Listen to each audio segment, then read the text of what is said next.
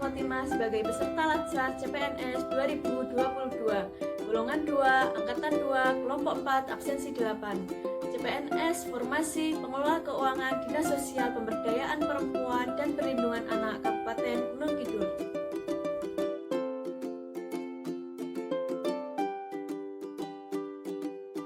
Dinas Sosial Pemberdayaan Perempuan dan Perlindungan Anak Kabupaten Gunung Kidul dibentuk pada tahun 2022 melalui Peraturan Bupati Gunung Kidul Nomor 75 Tahun 2021 tentang kedudukan susunan organisasi, tugas fungsi, dan tata kerja Dinas Sosial Pemberdayaan Perempuan dan Perlindungan Anak.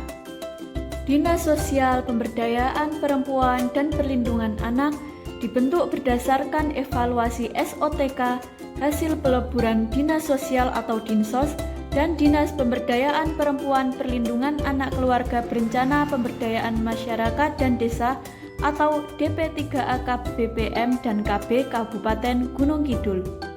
Dinsos P3A merupakan dinas dengan tipe B yang terdiri dari 1 sekretariat dan 3 bidang dan UPT. Dinsos P3A menempati gedung yang berada di Jalan Ki Haji Agus Salim nomor 125 Kepek Wonosari Gunung Kidul, Yogyakarta. Visi dan misi Kepala Daerah menurut RPJMD tahun 2021-2026. Visinya yaitu terwujudnya peningkatan taraf hidup masyarakat Gunung Kidul yang bermartabat tahun 2026. Sedangkan misinya yaitu 1. Mewujudkan tata pemerintahan yang berkualitas dan dinamis. 2. Meningkatkan pembangunan manusia dan keunggulan potensi daerah.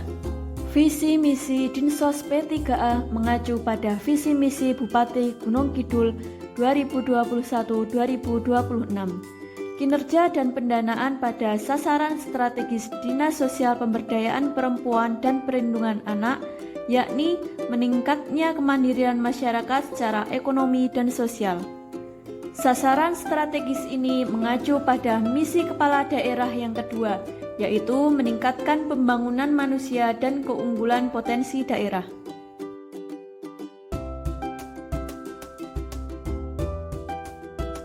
Struktur organisasi Dinsos P3A Kabupaten Gunung Kidul berdasarkan Peraturan Bupati Kabupaten Gunung Kidul Nomor 75 Tahun 2021 tentang kedudukan, susunan organisasi, tugas fungsi, dan tata kerja Dinas Sosial P3A dengan susunan sebagai berikut. A. Unsur pimpinan, yaitu Kepala Dinas. B.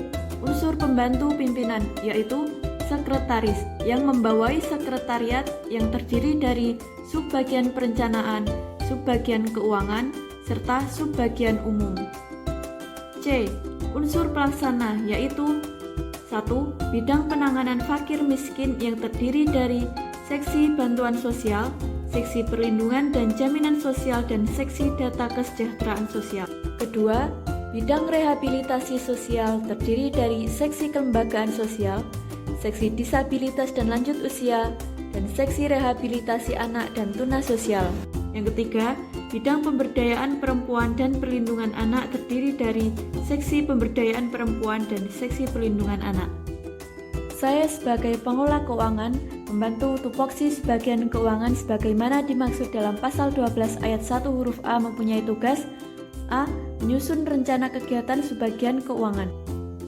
B. Menyusun rencana kinerja dan perjanjian kinerja subbagian keuangan.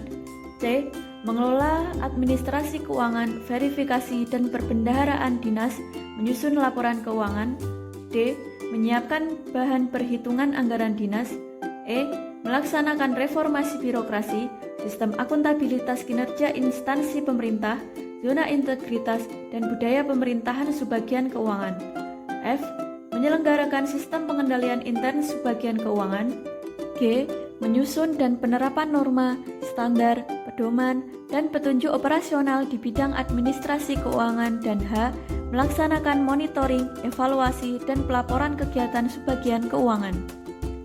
Tupoksi saya sebagai pengelola keuangan tertuang dalam sasaran kinerja pegawai, rencana hasil kerja atasan yang diintervensi yaitu tersusunnya laporan keuangan dengan rencana hasil kerja. 1. Terverifikasinya SPJ sebagai bahan penyusunan laporan keuangan bulanan.